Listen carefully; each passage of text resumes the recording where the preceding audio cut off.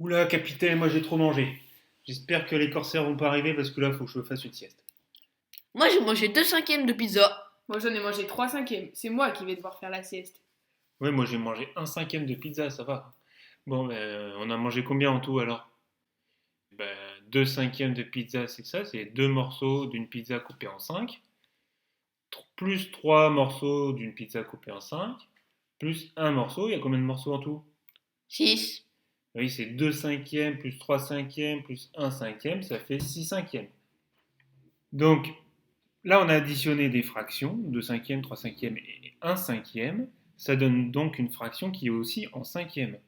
Et on additionne les numérateurs, 2 plus 3 plus un, ça fait 6. 6 morceaux de pizza. Donc ça veut dire qu'il y a une pizza complète. Plus un morceau. Ça fait plus d'une pizza en fait. Ah oui, ben, ça fait plus d'une pizza. Et ça fait des restes. Pour demain, c'est pas grave ça. Ok, mais combien il nous reste de pizza alors à la fin? Bah, on a mangé 6 cinquièmes, 6 morceaux. Donc 10 morceaux des deux pizzas moins les 6 qu'on a mangés, ça fait donc 4 cinquièmes. Oui, 4 morceaux.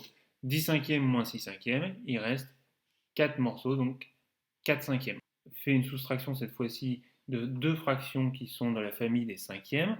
Et ça nous donne bien une fraction qui est aussi de la famille des cinquièmes. Et on fait 10 moins 6, le numérateur, ça fait 4 cinquièmes. Donc quand je fais l'addition ou la soustraction de deux fractions qui ont le même dénominateur, le petit d bleu là, il est bien pareil pour les deux fractions. Oui, capitaine. Alors je fais n1 plus n2, les deux numérateurs, ou n1 moins n2, les deux numérateurs. Donc la propriété, c'est que pour additionner ou bien soustraire deux fractions de même dénominateur, on additionne ou bien on soustrait les numérateurs, mais on conserve le dénominateur commun, le petit d, qui est en bas de la fraction. Ça, c'est une propriété importante. Maintenant, j'ai trois quarts de tablette de chocolat, mais ça ne me suffit pas. Je voudrais t'échanger un tiers de tablette contre deux douzièmes de tablette de praliné, parce que j'aime bien les tablettes de praliné au chocolat. Ok. Alors, trois quarts de tablette, c'est bien trois colonnes sur une tablette où il y a quatre colonnes. J'en prends 3 sur 4. J'échange un tiers de tablette contre deux douzièmes de praliné. Ça veut dire que je te donne un tiers de tablette. C'est des tablettes que j'aurai, du chocolat que j'aurai en moins. Donc j'enlève un tiers. Un tiers de tablette, ça veut dire sur trois lignes, trois rangées, j'en prends qu'une sur les trois. Bah oui, mais c'est pas possible parce que nous, on n'a pas de rangée sur notre tablette. Les rangées, elles sont pas complètes. Oui, mais on va bien trouver une solution. La tablette, tu peux bien couper les carrés et puis les avoir que des petits carrés. Bon, Ah oui, parce qu'il y a 4 carrés sur une barre et comme on a plus de 4 carrés, on va pouvoir les retirer. exact. Et tu vas me donner en échange deux douzièmes de praliné sur une tablette qui fait la même taille, dans laquelle il y a 12 carrés, et tu m'en donnes deux. Ça te va? Ok. Ouais. Donc, comment on va faire pour calculer maintenant le résultat de ce qui me reste à la fin comme chocolat, en considérant que chocolat noir ou praliné, bon là c'est les mêmes carrés de chocolat. Mais moi je ne sais pas additionner ou soustraire des quarts, des tiers et des douzièmes. Mais non, c'est pas possible. Il faut tout mettre sur le même dénominateur. Il faut qu'on ait tous la même chose parce que là, on a des barres. 3 quarts, c'est des barres de 3 carrés. Un tiers, c'est une barre de 4 carrés. Et là, on a deux morceaux. C'est pas la même chose. On peut pas. Donc il faut compter en morceaux seulement. Oui, et un carreau de chocolat c'est un douzième de tablette. Donc on va peut-être compter en Douzième. douzième. Donc il faudrait convertir ces fractions, toutes de la même famille, avec des douzièmes. Comme ça, on va pouvoir soustraire et additionner des choses qui sont cohérentes. Donc il faut convertir 3 quarts en douzièmes.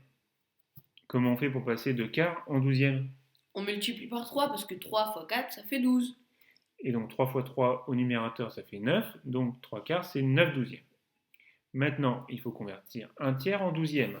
De la même manière, 3 fois 4, 12. Donc ça fait 4 douzièmes égale un tiers. Donc ici, on a 4 douzièmes. Maintenant, j'ai 9 morceaux de chocolat, 9 carrés de chocolat. Je te donne 4 morceaux de chocolat, c'est bien ce qu'on avait dit tout à l'heure. Et en échange, tu me donnes 2 carrés de praliné. Donc finalement, 9 carreaux moins 4 carreaux plus 2 carreaux, ça fait 9 moins 4, 5 plus 2, 7 douzièmes. Voilà, on peut faire des additions, soustractions de fractions uniquement quand c'est de la même famille, avec le même dénominateur.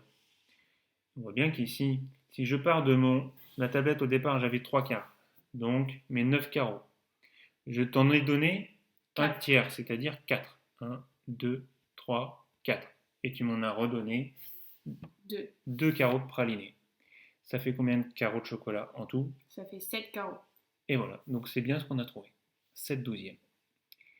Ce qu'il faut retenir, c'est que si on veut additionner ou soustraire des fractions de dénominateurs différents, il faut quand même les mettre d'abord avec le même dénominateur, en utilisant la méthode qu'on a vue juste avant. C'est-à-dire, multiplie ou je divise le numérateur et le dénominateur par un même nombre non nul. Comme ça, j'aurai des fractions avec le même dénominateur. Je vais pouvoir les additionner et les soustraire en utilisant cette propriété. Pour les exercices de ceinture, exercice 1, des additions et soustractions avec le même dénominateur. Exercice 2, les dénominateurs sont différents, donc il faut transformer certaines fractions. Exercice 3, un petit problème.